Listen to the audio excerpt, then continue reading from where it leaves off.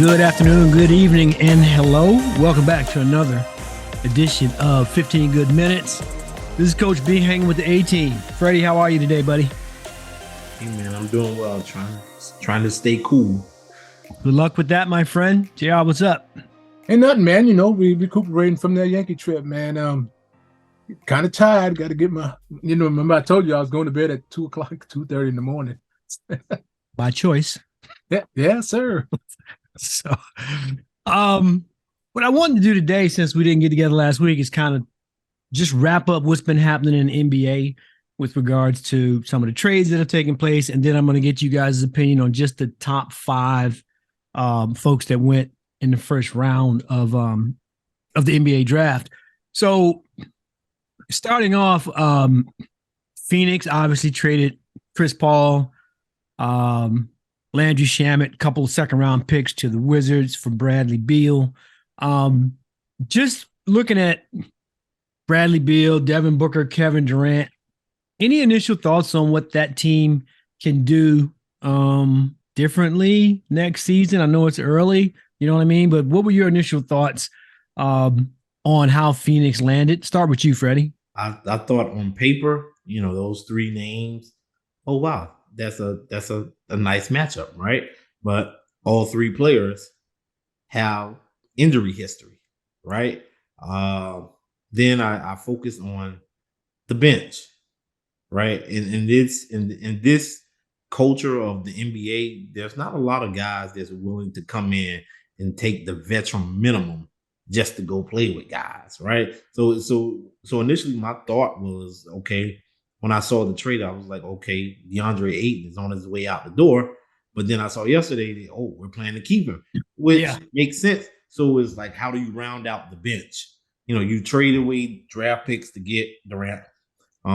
You traded away, draft picks to get Bradley Beal. So I'm just interested to know, are guys gonna really want to come and play? If you're playing 3-on-3, gotta check. JR Phoenix got a new big 3.5. Do you see anything different that may lead you to think that they're going to be a winning team next year? Well, I don't know if they're going to be a winning team. I mean, they'll be winning as far as record is concerned. I mean, I don't know how far I don't know if you're talking about winning at all. I think you're still going to have to go through Denver. You know what I'm saying? And what Freddie was saying about players being traded, some of these old guys are going to teams because they know that, not really old guys, but guys have been in the league for a little while. They're going to where they think they could, either make money, one, or if they're going to a good team, they're looking for a ring. I mean, of course, we all know it's all going to pan out when they play, because we've seen a few number ones not play well, or they look good on paper, and then they get on the court and it's not quite the same thing. Davis was a 1 pick, right? And he was good, but he didn't turn out to be like the great guy, And right, but Phoenix doesn't have any ones. This is just them leveraging everything. I think they're leveraging for a win now. I get what you're saying about the ones, but they didn't have a one. Yep. So you're saying no real difference? Real difference? There'll be a difference. There'll be a difference. There's going to be different energy. You know what I'm saying? As far as the season record is concerned. But now when it comes down to the second season, I don't know how things will go for them. Yeah, I think that Freddie kind of nailed it. You got, in all probability, it's going to be like, I think Booker's probably going to be the healthiest of the 3, but all of them are injury prone. I like the fact that they kept Ayton. I don't see it I don't think it moves the needle. You got rid of your coach. You made some changes, and that kind of leads us to, okay, the other side of that equation. CP3 ends up what looks like in Golden State. Yeah. What do you see there? Well, I think that there's going to be trouble eventually. You can't have two two guys that want the ball on the team. I know he facilitates a lot, but he'll never be the guy anymore. He's not the longevity. You know what I'm saying? He's not on the downside of his career, but he's not the guy they're looking at to do things. You know what I'm saying? For instance, we got rookie guys that weren't even in the league coming up to play, and they're playing really great. You know what I'm saying? So if CP can't really gel with them, which I don't think they needed him, it might have been a wasted trade for them if he stays with them. Freddie, looking at Golden State, double down on what JR just said, and then give me your opinion on where they are today with Draymond Green also opting out there. Go back. I think they should have kept. I'd have kept Jordan Poole. Anyway, so I'll go ahead, Freddie. You got it. Well, I thought the trade was odd. Yeah. I thought it was odd, but also from a standpoint, I think he can stabilize the second unit, and then maybe he will also be used as a closer along with Steph, Clay, Draymond, and Wiggins, and that would be your 5 closing out games. Key games that you got to have, right? But it's one of those things. To me, it was just odd. At the pace Golden State likes to play at, as a up and down the court type pace.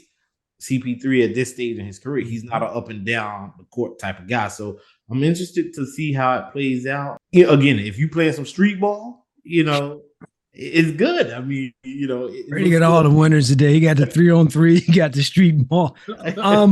I think he's going to be okay on the second unit. I think he also is bright enough. He's been around a long time. It's not his team. I don't think he's going there for it to be his team. I don't think he expected Phoenix to trade him. Just thinking about it in its totality. But can he help them? He can. I don't know if Draymond is signing there. I don't think Draymond is a $100 million contract guy. I'm just going to put it out there. There's no way, and I don't think that Golden State thinks he's a $100 million guy either. So JR, looking at the Celtics, they gain Porzingis and lose Marcus Smart. What does that mean? I don't think he offers. I don't think he offers the same thing that Smart does. Interesting. No, I'm saying as far as 3-point shooting, I think he's a little injury prone. No, his feet, I think he is, but he had his best year ever this year. But Porzingis, he's been like journeying from team to team, and playing okay, but not really being that big man you want him to be.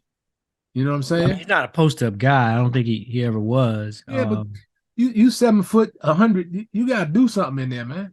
So you think that I haven't gotten to it yet, but you're expecting that the 7'5" kid that went to San Antonio to post up now too?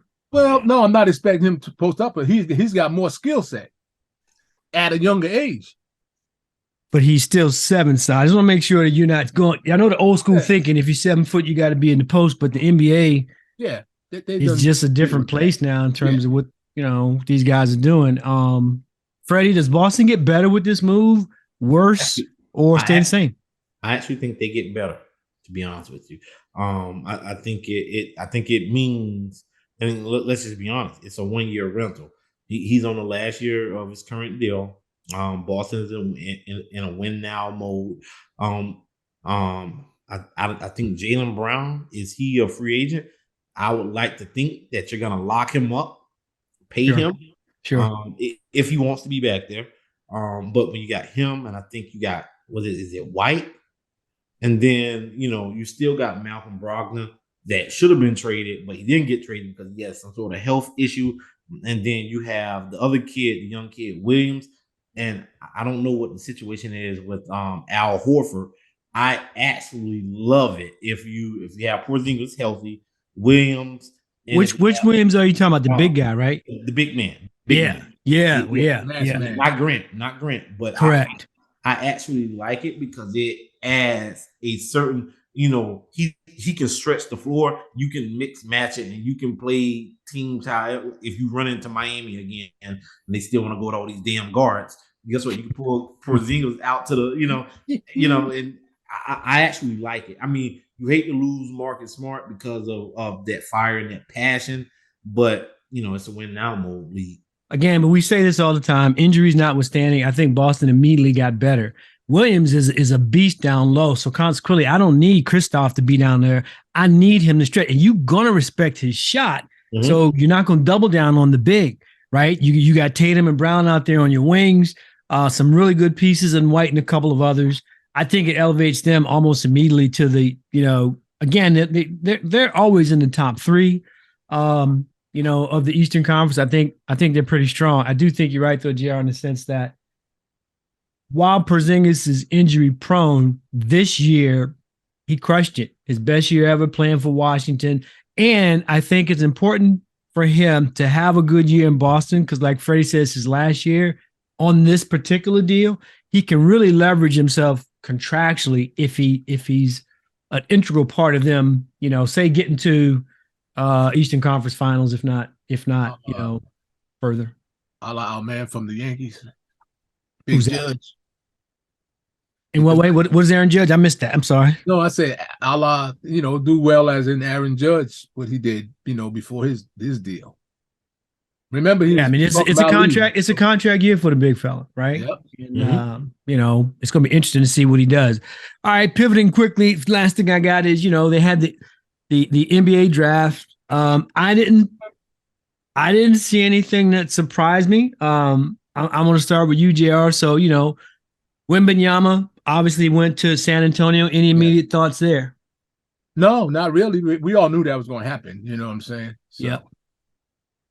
What does he do? What does he do for San Antonio? Is it an immediate impact, a long-term impact, both? No, what do you see there? I think it's both. And I think that if he comes out playing well, they're going to be very good this upcoming season. I think that he has all he's like a transformer. You know what I'm saying? He's a big transformer. He can do it. He can do everything. I mean, I've seen him play defense on YouTube. Been watching that once we heard of him. Remember, I think I sent you guys a YouTube video of this kid. He was really good. I mean, shooting inside, outside, his movement, left to right, dribbling. Yeah, I mean, he's got, as they say in baseball, all the tools. Freddie, so, do you think you agree with JR? Do you think he's a generational talent? No. Why? I personally, I would have liked. I mean, we all knew he was going to go to San Antonio. I would like for San Antonio to get like a power forward or someone there to where there's not as much pressure on him to play on the interior, because I want to see how these guys. You're playing in Europe or whatever. You playing against grown men in the NBA. They're not going to let you set up on the block and do all your stuff. So I think he's going to do. I hope he does well. He's in the right place, I think, for that type of development, Freddie. And I think now maybe some of those types of players you're talking about will be willing to try to get to San Antonio to be on there to help him. I don't think he can carry that team. They were pretty bad last season, and I don't think Pop is trying to turn it around in a season. Like you, too early for me to say whether he's generational or not, but he's gotten definitely the buzz that he's gotten reminds me of 2003, with Anthony and LeBron. So good stuff. That kind of wraps up what we got today. Just closing a couple of things up on the NBA. It's not done yet, right? You still got some things that have to take place, as we watch them. A lot of things developing, player movement and things like that. Coaches moving. We'll try to stay on top of that for you guys. Before we bug out, let me check with the guys. JR, you got something to say today? Nothing to say today. I've got nothing to say. Freddie, how about you, my man? You got something to say? Yeah, just some quick Ryan Mallett. I don't know if any of you guys know him. Ryan Mallett, he played college football at Arkansas under, I think the head coach was Bobby Petrino. A very promising young man, died today, at 35, drowning in Florida. He was a high school coach. He, played in the NFL a little bit. with the Houston Texans, New England Patriots. Had a lot of promises. He had some injuries and some other issues, but he died today. Drowning incident in Florida. Sad to hear it, but it is what it is. Yes. So condolences out to his family, and blessings out to the Fournette family. His car, I don't know if you guys saw that, but his car caught fire today. That thing was toast. Lawsuit. But he got away okay. He's got his, he put a nice message out on Twitter. So Leonard Fournette, glad that everything worked out for you. I got nothing to say. So that's really all we got time for this week. Hopefully everybody enjoys the extended weekend. For those of you that are taking Monday off, we will be back next week. Until then, peace.